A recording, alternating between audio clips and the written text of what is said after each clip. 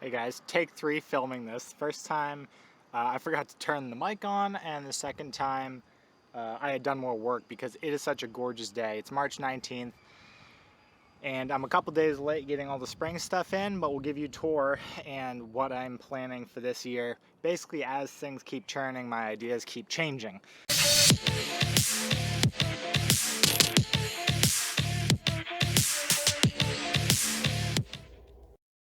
So we do have some peas germinating. I did snow peas here for my roommate, for Danny, right there.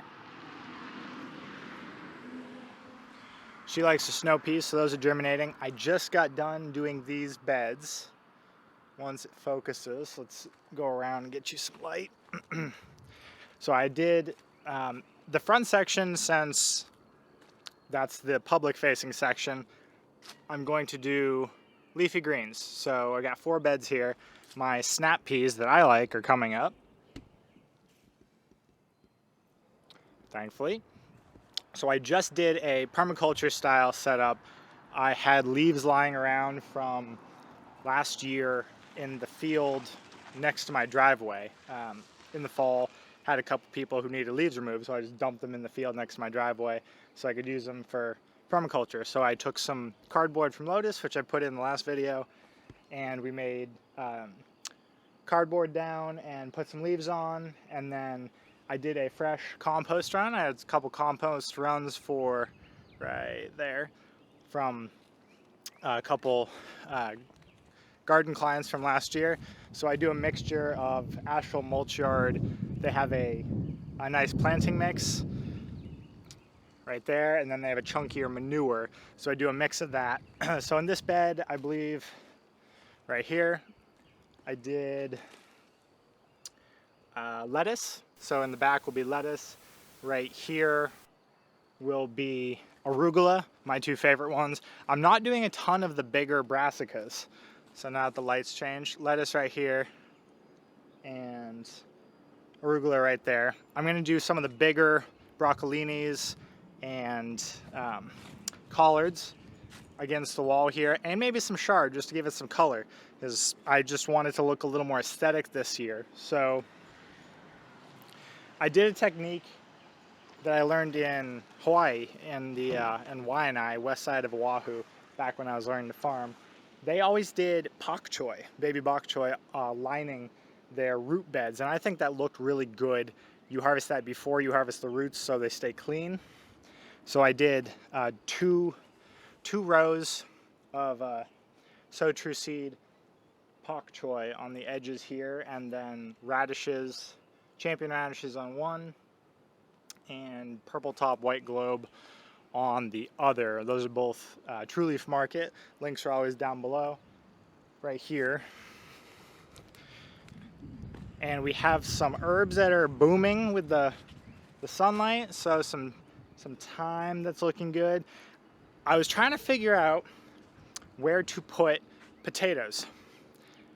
Potatoes need depth, obviously, so I think they're gonna have to go in this bed. This is the only one that I've got more than a foot of depth. This was the peppers, if you remember last year.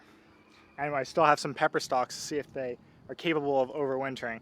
Probably not, but it'll be interesting. And then we'll put some flowers and herbs right here like we did last year. But I think potatoes are going there, so I gotta pick up seed potatoes.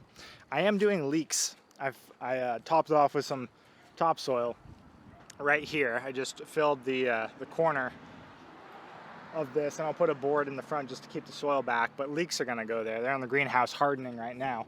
Just a quick reminder, harden your stuff before it goes out. So give it 3 or 4 days of protected, more realistic environment, just so that it's less of a shock whenever it goes out into the sun and wind.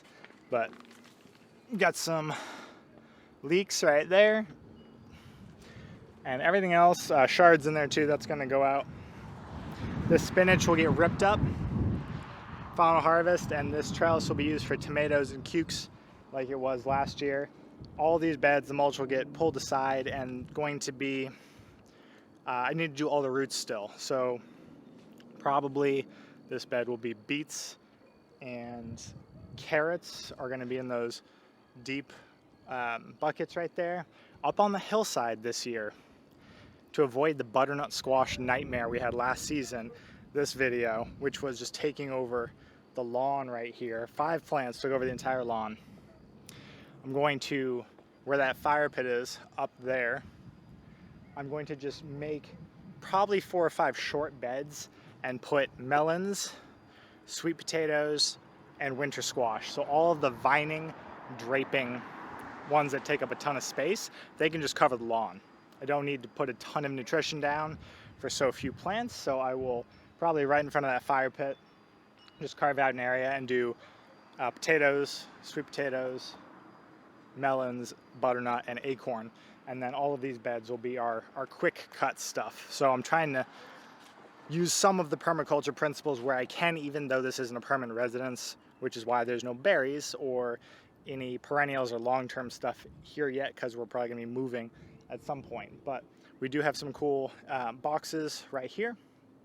So I need to fill those, probably half with very fine twigs and then leaves, like I said, for a mini hugelkultur, and then top off with compost and topsoil. Little nutrition, I've been doing azomite and compost, and maybe a little plant tone. It's an espoma slow release product. I have not been doing a ton of fertilizer because I just like compost, and it doesn't need that much if you have decent soil, and I'm not extracting a ton of it from it. I'm not extracting heavy fruiting plants from everything, so hopefully a lot of the nutrition stays in there. That's it for this one. I just want to give you a quick tour. The roots are going to go in this week. My mom's actually coming down midweek, and she does not like being bored, so I'm probably going to do a whole bunch of seeding with her. The greens are in the front, so we'll do quite a bit of transplanting when she's down, and we'll do beets, carrots, onions, probably some more turnips, all the roots. We'll just do some soil mixing, and I am actively seeding for summer stuff. So that was my morning. It was a perfect morning here in Western North Carolina, and this is my seedling mix, which is interesting. It's been roots, organic soil mixed with Fafford for that dry, fluffy, mixed with some Fafford compost, mixed with some random potting mix that was lying around. Never tried that company before, but I wouldn't do that gamble with cold weather stuff because it burns a little more easily.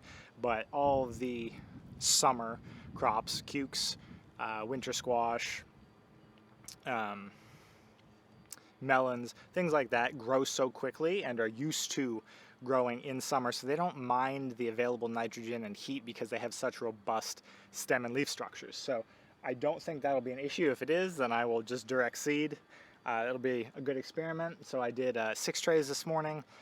Those will be at Lotus, and then I'm going to do a couple more just for us, put in the lights, since all of the stuff that was under lights is now being hardened off in the greenhouse. So that's it for this one. Syncretist Society video should have just gone up if you're interested in that series. I'm having a blast doing it. I think Danny's having a blast doing it. If you're interested in learning more about anything regarding that project or anything she does, links are always below. Her website's soulmapping.life, and the courses we are building, I will be doing a gardening course and a microgreens course on that platform. And syncretism combines all practical, useful belief and utilitarian systems. So everything goes into syncretism, not just ancient mystery school stuff, but sort of everything involving how to be more sovereign.